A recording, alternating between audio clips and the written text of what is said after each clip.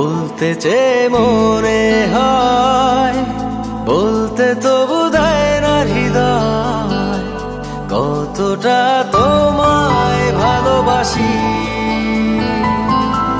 চলতে গিয়ে মনে হয় দূরত্ব কিছু নয়, তোমারই কাছেই ফিরে আসি।